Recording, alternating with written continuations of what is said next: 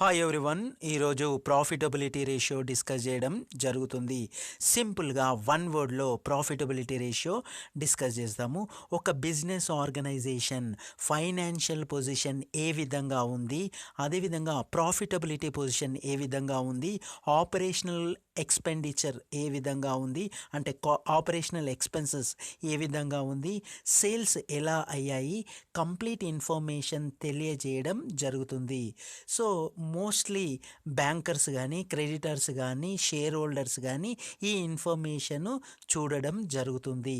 So profitability ratio వర్డ్స్లో చూద్దాము. Profitability ratio are the real measures of the operational efficiency of an enterprise. It indicates the operational result in a given financial year. It is of great importance to manager, owners, shareholders, creditors, bankers, government and general public for decision making. These are the ratios which reflect the profitability position of a concern. It is the ratio in term of sales and profit or cost of goods sold or profit at different level denoted in percentage. Following are some of the important profitability ratio. So మనము క్లియర్గా అర్థమయ్యేది profitability ratio అనగా financial position తెలియజేయడం జరుగుతుంది. ఒక financial ఇయర్లో company యొక్క financial position తెలియజేయడం జరుగుతుంది. 4 టైప్స్ ఆఫ్ రేషియోస్ ఉన్నాయి important. First one gross profit ratio, net profit ratio, operating ratio, operating profit ratio. ఇప్పుడు మనము సింపుల్గా గ్రాస్ ప్రాఫిట్ రేషియో వర్డ్స్లో ఒక ఎగ్జాంపుల్ చూద్దాము. సపోజ్ ఒక బిజినెస్ ఆర్గనైజేషన్ పెన్ ప్రొడ్యూస్ చేస్తుంది. ఒక పెన్ ప్రొడ్యూస్ కాస్ట్ వచ్చి 10 రూపీస్ అయ్యింది. సేల్ ఈ పెన్ను 20 రూపీస్కి చేశారు. గ్రాస్ ప్రాఫిట్ ఎంత? 10 రూపీస్. అంటే గ్రాస్ ప్రాఫిట్ ఎలా క్యాలిక్యులేట్ చేస్తారు? Net sales minus cost of good sold. So ఇక్కడ కాస్ట్ ఆఫ్ గూడ్ ఎంత? 10 రూపీస్. సేల్ ఎంత చేశారు? 20 రూపీస్. సో రిమైనింగ్ బ్యాలెన్స్ ఎంత ఉంది ఇక్కడ? 10 rupees. So gross profit 10 rupees. So వర్డ్స్లో చూద్దాము. Gross profit ratio is the ratio between net sales and gross profit. In other words, it is the ratio of direct trading profit with respect to sales denoted in terms percentage. So percentage రూపంగా తెలియజేయడం జరుగుతుంది. So ఇప్పుడు formula ఒకసారి చూద్దాము. Gross profit formula. Gross profit ratio is equal to gross profit by net sales into 100.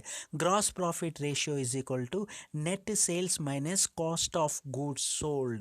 Cost of goods sold.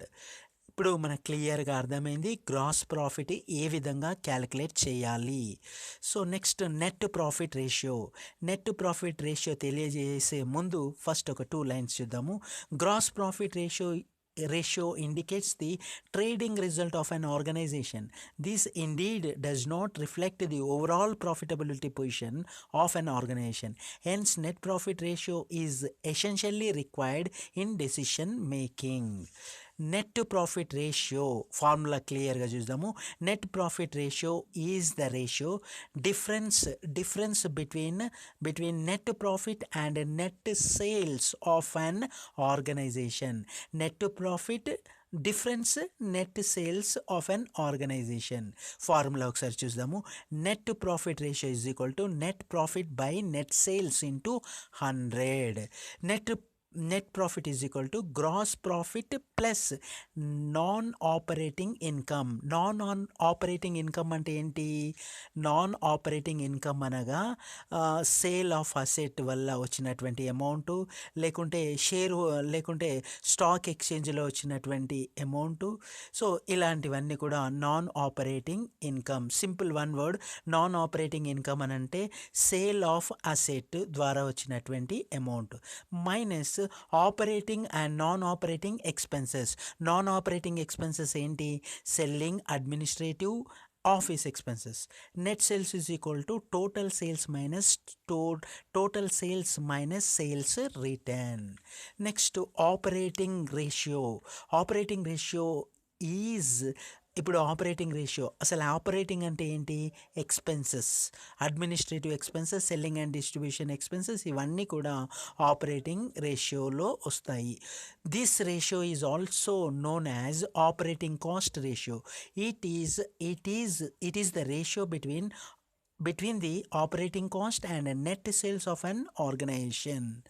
Operating cost reflect to all those expenses or cost which are incurred in a financial year for running the business. It consists of the following. So ఏంటి following ఉన్నాయి? So operating రేషియోస్కి సంబంధించినటువంటివి. Operating ratio is equal to cost of goods sold plus operating expenses. Cost of goods sold మరియు operating expenses. Operating expenses ఏంటివి? Office expenses, administrative expenses, selling expenses, distribution expenses and any other expenses related to operational aspect of an concern. Operating ratio or operating cost ratio. Operating ratio or operating cost ratio formula ఒకసారి చూద్దాము. Operating cost by net sales into 100. Next operating profit ratio. Operating profit ratio is the ratio between the operating profit and net sales of an organisation.